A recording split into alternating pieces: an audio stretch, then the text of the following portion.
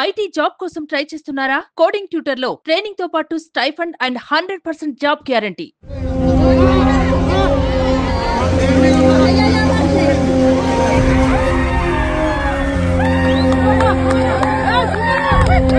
మొత్తం 4 రూమ్స్లలో 3 రూమ్స్ కూలిపోయినాయి. ఒకే ఒక రూమ్ మీద ఉన్నాం మేము. దాదాపు ఒక 4.5 5 అవర్స్ దాకా ఒకే రూమ్ మీద ఉన్నాం మేము.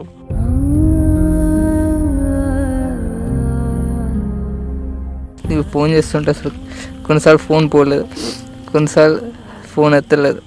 తర్వాత స్విచ్ ఆఫ్ వచ్చింది. ఇంకా తర్వాత వచ్చి చూస్తే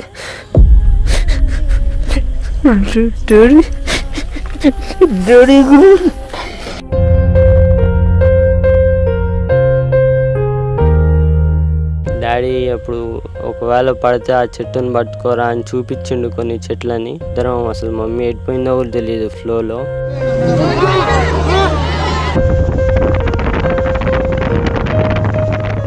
వాళ్ళది అన్నీ ఉన్న పండంటి కాపురం.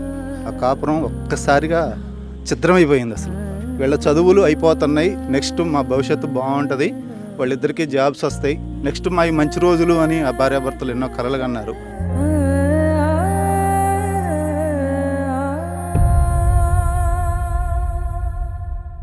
ప్రస్తుతం ఎక్కడైతే కూసుమంచి మండలంలోని గూడెం వద్ద జరిగినటువంటి ప్రమాదం, అంటే ఒకసారిగా పాలేరుకు సంబంధించినటువంటి రిజర్వాయర్ ఓవర్ఫ్లో అవడం వల్ల ఒక కుటుంబం ఆ వరద నీటిలో చిక్కుకుపోయింది. దాదాపు 8 గంటల పాటు అరచేతిలో ప్రాణాలను పెట్టుకొని బిక్కుబిక్కుమంటూ కాలం వెళ్ళదీసినటువంటి పరిస్థితి. కానీ దురదృష్టవశాత్తు తల్లి తండ్రిని ఇద్దరిని కోల్పోవడం జరిగింది.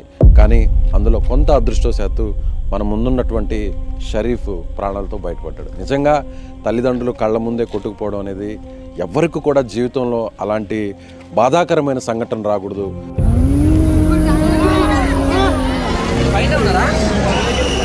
సో ఇక్కడ కుటుంబ సభ్యులందరూ కూడా ఉన్నారు. వారి తల్లి మృతదేహం కూడా ఇవాళే దొరికింది.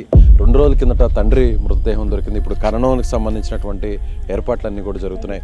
కుటుంబ సభ్యులందరూ కూడా ఆ ఇద్దరు కుటుంబాలకి, షరీఫ్ వారి సోదరుడు కూడా బెంగళూరులో చదువుతున్నాడు, షరీఫ్ కూడా చదువుతున్నాడు. కానీ అనారోగ్యంగా ఉండడం వల్ల 2 రోజుల కిందటే ఇంటికి వచ్చాడు. అసలు ఏం జరిగింది? కానీ ఈ టైంలో షరీఫ్ని మనం మాట్లాడించే ప్రయత్నం చేయాలన్నా కూడా కొంత ఇబ్బందిగా ఉంది. కానీ ప్రభుత్వం వైపు నుంచి ఏం జరిగిందనే విషయాన్ని కానీ ఓపెన్గా చెప్పగలిగితే ప్రభుత్వం కూడా పూర్తిగా సహకారం అందించాలని మనం కూడా సుమన్ టీవీ తరఫున కోరుకుంటున్నాం. ఒకసారి మాట్లాడించేటువంటి ప్రయత్నం చేద్దాం. షరీఫ్, సారీ అమ్మా, ఈ టైంలో నిన్ను మాట్లాడించడం మాకు కూడా బాధగా ఉంది. కానీ కొంచెం ఓపిక తెచ్చుకుని అసలు ఏం జరిగిందమ్మా, ఎంత ఇబ్బంది పడ్డారు అడగడానికి కూడా నాకు కూడా చాలా ఇబ్బంది. అసలు బతుకుతారు అనుకున్నారా అమ్మా నాన్న? 12 దాకా మాకు హోప్ ఉంది, హెలికాప్టర్ వచ్చిద్ది అన్నారు. 12 దాకా మేము వెయిట్ చేసినాం. అప్పటిదాకా డాడీ మమ్మీకి హోప్ చాలా ఉంది బతుకుతామని. కానీ తర్వాత నుంచి కాల్స్ డిలే చేస్తున్నారు, కాల్ చేసినా లిఫ్ట్ చేయట్లేదు. ఇక మాకు హోప్ పోయిందన్నమాట 12కి.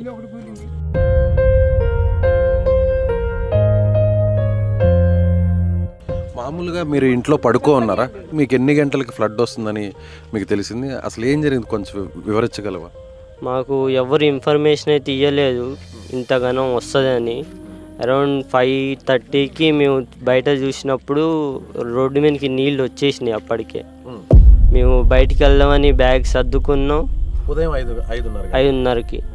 అయితే బయటికి వెళ్దాం అనుకున్నప్పుడు మా ఇంటి గేట్ల దగ్గర అప్పటికే ఫ్లో వచ్చేసింది అన్నమాట. వాటరు బయటికి వెళ్ళకుండా కొట్టేసింది దారి. అప్పటికే బయటికి వెళ్ళేది కాలేదు మేము. ఇక అప్పటి నుంచి ఇక మొదలుపెట్టినాం, ఊరోళ్ళకి ఫోన్లు చేస్తున్నాం, ఇరికినాం మమ్మల్ని కాపాడాలని. అప్పటి నుంచి 7 దాకా ఫోన్లు చేస్తూనే ఉన్నాం, కిందే ఉన్నాం. అప్పటిని ఫ్లో సడన్గా పెరిగినాయి అన్నమాట. ఫ్లో పెరిగినప్పుడు మేము ఇక ఇల్లు ఎక్కుదాం అనుకున్నాం. ఇల్లు ఎక్కినాం, మమ్మీ, నేను, డాడీ 3 మొబైల్ తీసుకొని నాయి డాడీ ఇక అందరికి ఫోన్లు చేసి వెయిట్ చేస్తూ ఉన్నాం మేము, ఎవరన్నా వస్తారా అని హెల్ప్కి. 5 గంటలకి ఫ్లడ్ వచ్చింది అంటున్నారు. మీరు బిల్డింగ్ పైకి, అంటే ఇంటి పైకి ఎన్ని గంటలకు ఎక్కారు మీరు? అరౌండ్ 7:30 8కి. 8 నుంచి మీరు కాల్స్ చేస్తూ ఉన్నారు? కాల్స్ చేస్తూనే ఉన్నాం. అప్పుడు మీకు లైఫ్ జాకెట్స్ డ్రోన్ ద్వారా పంపించారు. ఎన్నింటికి పంపించారు? 12 11:30 12 అయింది. ఆ తర్వాత జాకెట్స్ వేసుకున్నారా? జాకెట్స్ వేసుకున్నాం. నువ్వు వేసుకున్నావు, అమ్మ వేసుకుంది, నాన్న కూడా ముగ్గురం వేసుకున్నాం లైఫ్ జాకెట్స్. తర్వాతకి అరౌండ్ 1:30కి మాది మొత్తం 4 రూమ్స్లలో 3 రూమ్స్ కూలిపోయినాయి. ఒకే ఒక రూమ్ మీద ఉన్నాం మేము. దాదాపు ఒక 4.5 అవర్స్ దాకా ఒకే రూమ్ మీద ఉన్నాం మేము. తర్వాతకి ఆ ఒక్క రూమ్ కూడా పడిపోయింది అనమాట. పడిపోయినప్పుడు ముగ్గురం ఇక కొట్టుకొని పోయినాం. డాడీ అవుపడలేదు. కొద్దిసేపటికి మమ్మీతో నేనున్న ఒక 1 minute దాకా, మమ్మీ కూడా కొద్దిసేపు అయినాక అవుపడలేదు.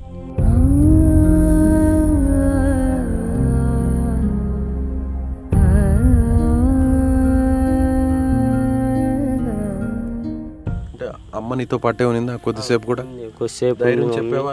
నువ్వేమన్నా అమ్మకి ధైర్యం చెప్పావా? అమ్మ కూడా నీకేమన్నా ధైర్యం చెప్పింది? డాడీ అవపడపోయి మమ్మీ డాడీని చూడరా అన్నది. నేను డాడీ అని మొత్తుకున్నా ఒక 2-3 సార్లు. డాడీ రిప్లై రాలేదు వీటి నుంచి. ఫ్లో ఎంత ఎక్కువగా ఉన్నిందమ్మా? అంటే అమ్మ పక్కనే ఉన్నింది కదా, పట్టుకోలేకపోయావు అమ్మని? లేదు, పట్టుకోలేనంత ఫ్లో ఉంది. ఫ్లో చాలా ఎక్కువ కదా. మరి పైన నీటి పైన తేలుతారు కదా? తేలాము. డాడీ ఇరుక్కున్నా అన్నారు చెట్లో. మరి ఇద్దరం అసలు మమ్మీ ఎడిపోయిందో కూడా తెలియదు ఫ్లోలో. అప్పుడు ఆ 8 గంటలు అరచేతుల్లో ప్రాణాలు పట్టుకొని ముగ్గురు కూడా మాట్లాడుకుంటూ ఉంటారు. ఏదన్నా జరిగితే నెక్స్ట్ ఏంటి, ఏం చేయాలని. ఎలా అయినా అమ్మ నాన్న ముగ్గురు బతుకుతారనే నమ్మకంలో ఉన్నారా అమ్మ నాన్న? ఉన్నారు. అమ్మలో హోప్, హెలికాప్టర్ వస్తుంది మనం ఇలా కాపాడుతారేమో అని ఇప్పటిదాకా హోప్ ఉంది మాకు. 12-12:30 దాకా కూడా.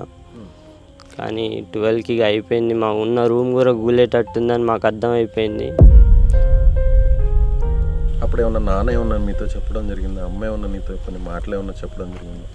ఇలా ఏదన్నా జరిగితే తర్వాత ఎలా ఉండాలి, కాపాడుకోవాలి, ఒకరినొకరిని ఎలా కాపాడుకోవాలి, ఏదైనా చెట్టును పట్టుకోవాలి, కొమ్మలను పట్టుకోవాలి, అట్లా ఏమన్నా మాట్లాడుకున్నారు ముగ్గురు? ఏమన్నా డాడీ అప్పుడు ఒకవేళ పడితే ఆ చెట్టును పట్టుకోరా అని చూపించిండు కొన్ని చెట్లని.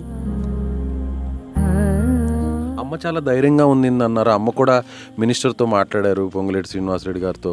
ఖచ్చితంగా హెలికాప్టర్ వస్తుంది, అలాగే మినిస్టర్ గారు కూడా ఖచ్చితంగా తీసుకొస్తామని హామీ ఇచ్చారు అని చెప్తున్నారు. అమ్మ చాలా ధైర్యంగా ఉన్నిందంట కదా చివరాఖరి వరకు కూడా? అంత ధైర్యంగా అయితే లేదు మమ్మీ చాలా భయపడుతూనే ఉంది పైన, మనం ఉండమో అని. నువ్వేమనుకున్నావు నాన్న? నువ్వేమనుకున్నావు? బతుకుతారులే అమ్మ నాన్న అనుకున్నావా? బతుకుతానని అనుకున్నా నేను చివరి దాకా కూడా. ఇలా జరుగుతుందని జీవితంలో ఊహించారు ఎప్పుడైనా? నాన్న మంచి వ్యాపారం చేసుకుంటున్నాడు, నువ్వు బ్రదర్ కానీ నువ్వు కానీ మంచిగా చదువుకుంటున్నారు, ఒక మంచి పొజిషన్లో ఉంటారు, ఫ్యామిలీ అంతా. అందరికీ నలుగురికి నేను ఇక్కడికి వస్తే అందరూ ఒకటే మాట చెప్తున్నారు, మీ ఫాదర్ అందరికి కూడా హెల్పింగ్ నేచర్ ఉన్న వ్యక్తి, అందరితో చాలా మంచిగా ఉంటారు, తన వర్క్ తను చేసుకుంటారు, మీ ఫ్యామిలీ కూడా మీరు కూడా అందరితో చాలా బాగుంటారు అంటున్నారు. కానీ ఈరోజు మొత్తం తలకిందులైపోయింది. ఏంటి నాన్న నెక్స్ట్? నువ్వు కోరుకునేది ఏంటి? గవర్నమెంట్ నుంచి కానీ, లేదంటే ప్రభుత్వం కానీ, లేదంటే ప్రభుత్వ పెద్దల నుంచి కానీ అసలు ఏం కావాలనుకుంటున్నావు? అంటే ఇలాంటి టైంలో అడగడం రాంగ్, కానీ ఎలాంటి భరోసా కావాలనుకుంటున్నావు? నాకు ఉండడానికి ఇల్లు అయితే లేదు ప్రస్తుతానికి. గవర్నమెంట్ నుంచి ఏదో కొద్దిగా సాయం అయితే ఆశిస్తున్నాం మేము. ఏం చదువుకుంటున్నాను? నేను BTech second year, BTech final year 4th year. నువ్వేమన్నా చెప్పదలుచుకున్నావమ్మా? నువ్వు ఊహించావా? ఎప్పుడు తెలిసింది నీకు ఇలా జరిగిందని? బెంగళూరులో ఉన్నావు కదా. నాకు నా ఫ్రెండ్ 10:30కి ఫోన్ చేశాడు, ఇంటికాడ పరిస్థితి బాగాలేదురా, ఒకసారి ఫోన్ చేయరా అన్నాడు. నేను అప్పటి నుంచి ఫోన్ చేస్తున్నా, ఎవరు ఎత్తలేదు. నా ఫ్రెండ్కి ఫోన్ చేశాడు, వాడు మీ ఫ్రెండ్స్ సేఫ్గానే ఉన్నారు, రెస్క్యూ టీం వచ్చింది, హెల్ప్ చేస్తారు అని చెప్పాడు. నేను ఏమంటే స్టార్ట్ అయిపోయా అక్కడి నుంచి. అప్పటి నుంచి అందరికి ఫోన్ చేసి, నాకు తెలిసిన వాళ్ళు మా ఫ్రెండ్స్ అందరికి, వాళ్ళు అందరు సేఫ్గానే ఉన్నారు అని చెప్పాడు. ఆ టైంలో అమ్మా నాన్న దగ్గర ఫోన్ ఉంది కదా, మొబైల్ ఉంది కదా, నువ్వేమన్నా మాట్లాడావా అమ్మా నాన్నకి? లేదు, నేను ఫోన్ చేస్తుంటే అసలు కొన్నిసార్లు ఫోన్ పోలేదు, కొన్నిసార్లు ఫోన్ ఎత్తలేదు, తర్వాత స్విచ్ ఆఫ్ వచ్చింది. ఇంకా తర్వాత నేను మా ఫ్రెండ్కి ఫోన్ చేసి సేఫ్ చేశారు, మంచిగా ఉన్నారని చెప్పి, తర్వాత నేను సేఫ్గానే ఉన్నారు అనుకున్నా. నేను మార్నింగ్ ఇక్కడికి 8 కల్లా రీచ్ అయ్యా. చూస్తే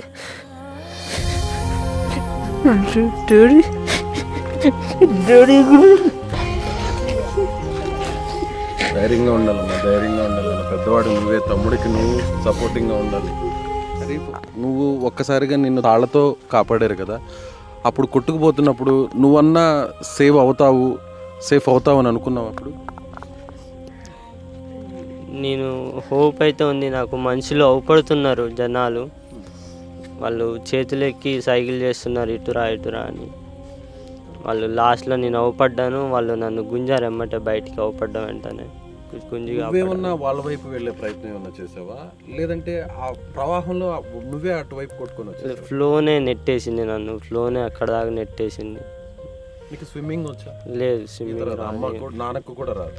నాన్నకు వచ్చు, మమ్మీకి రాదు. కానీ నాన్నకు స్విమ్మింగ్ వచ్చినా కూడా చెట్లో ఇరుక్కుపోయాడు. అవును,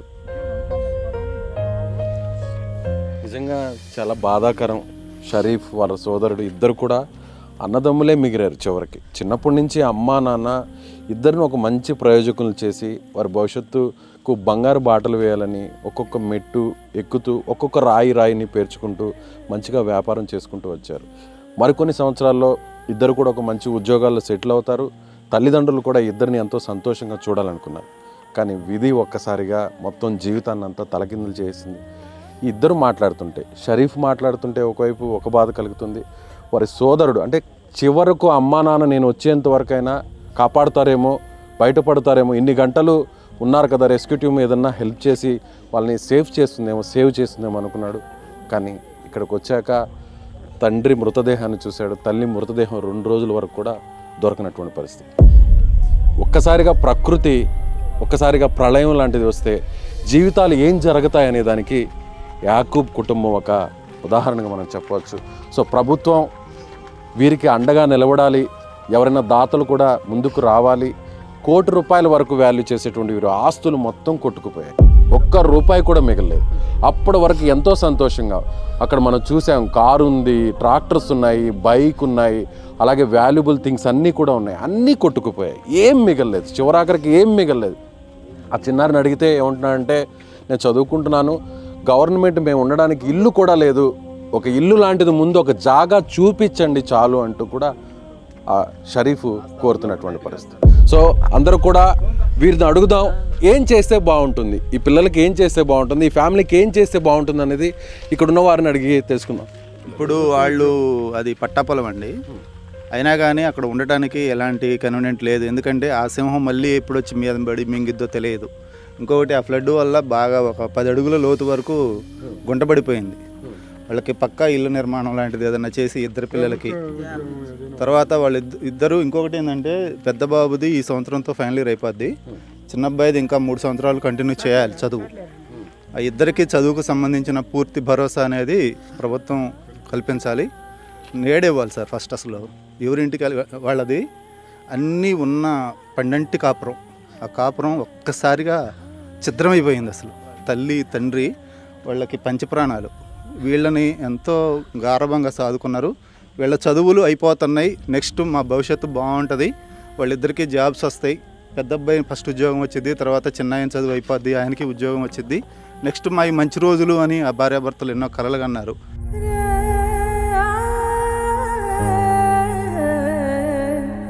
ప్రతిరోజు మేము వాళ్ళతో మాట్లాడుతూనే ఉంటాం. మా సొంత బంధువు, మా సొంత అన్నయ్య, మా వదిన.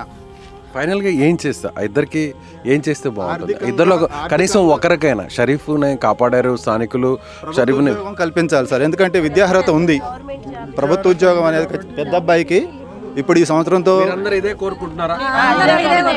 జాబులు రావాలా గవర్నమెంట్, మేము కోరుకునేదల్లా ఏమీ లేదు సార్. ఆ ఇద్దరు పిల్లలకి కూడా వాళ్ళకి ఆధారు ఏమన్నా ఉన్నది అని అంటే, ఆ గవర్నమెంట్ నుంచి ఏదైనా పొందగలిగేది ఏమన్నా ఉన్నదంటే ఇద్దరు పిల్లలకు కూడా జాబే సార్. ఒక్కసారి చెప్తారా ప్రభుత్వానికి తెలిసే విధంగా? కంపల్సరీగా ఖచ్చితంగా ఇద్దరికి గవర్నమెంట్ జాబ్, ఇద్దరు పిల్లలకి జాబ్, వాళ్ళకి కాపాడలేదు కాబట్టి వాళ్ళు ప్రభుత్వం జాబు ఉద్యోగాలు రావాలి, గవర్నమెంట్ జాబ్ ప్రభుత్వం కట్టియాలి.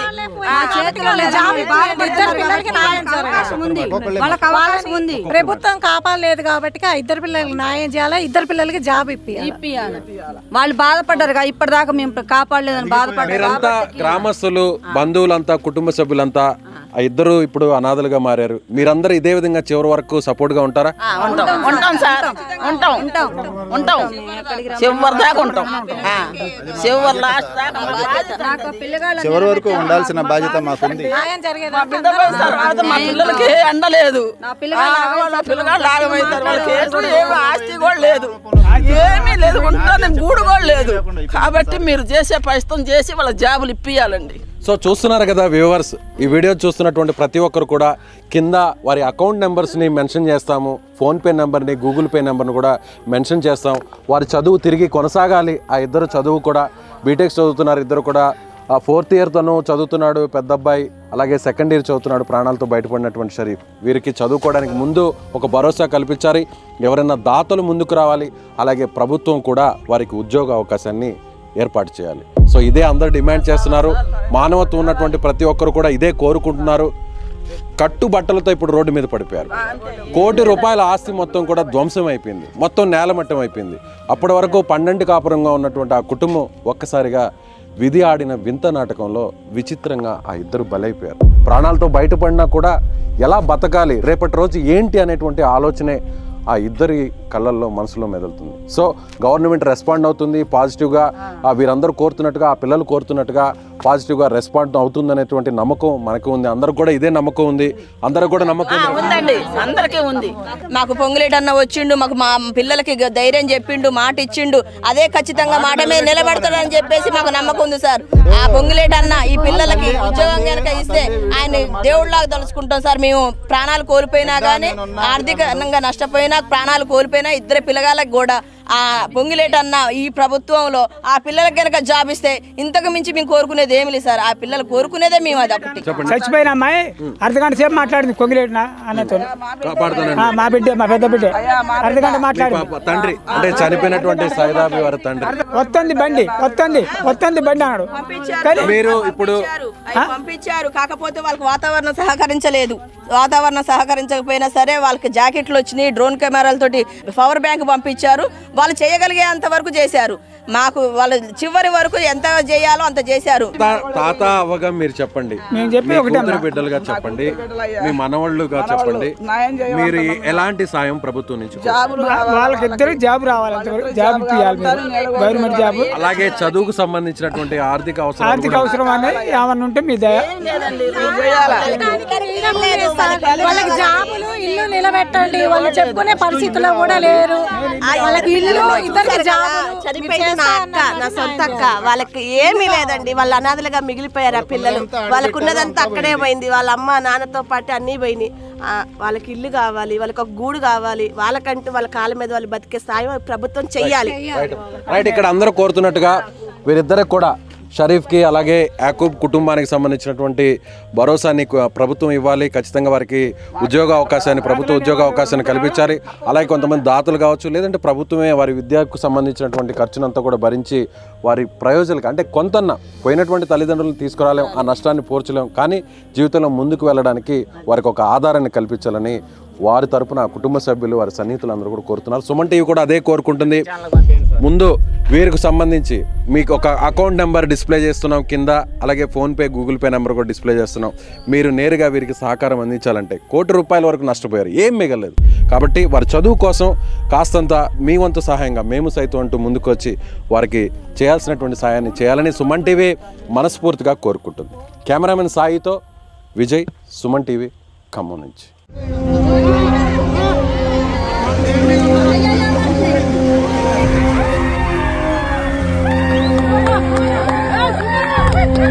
మొత్తం 4 రూమ్స్లలో 3 రూమ్స్ కూలిపోయినాయి.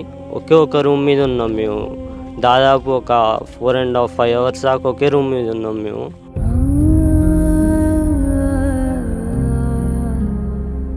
నీకు ఫోన్ చేస్తుంటే అసలు కొన్నిసార్లు ఫోన్ పోలేదు, కొన్నిసార్లు ఫోన్ ఎత్తలేదు. తర్వాత స్విచ్ ఆఫ్ వచ్చింది. ఇంకా తర్వాత వచ్చి చూస్తే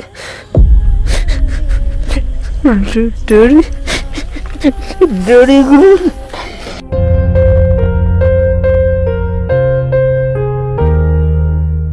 ఒకసారి అప్పుడు ఒకవేళ పడితే ఆ చెట్టుని పట్టుకోరా అని చూపించిండు కొన్ని చెట్లని. ఇద్దరం అసలు మమ్మీ ఎడిపోయిందో కూడా తెలియదు ఫ్లోలో.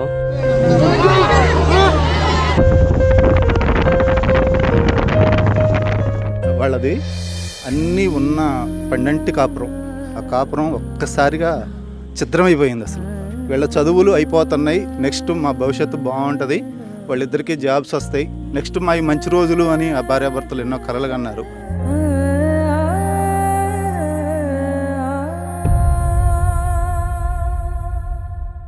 మీ బిజినెస్ ఏదైనా మీ ఊర్లో ప్రమోషన్ చేయాలంటే అది సుమన్ టీవీతోనే సాధ్యం. ఇప్పుడే సంప్రదించండి.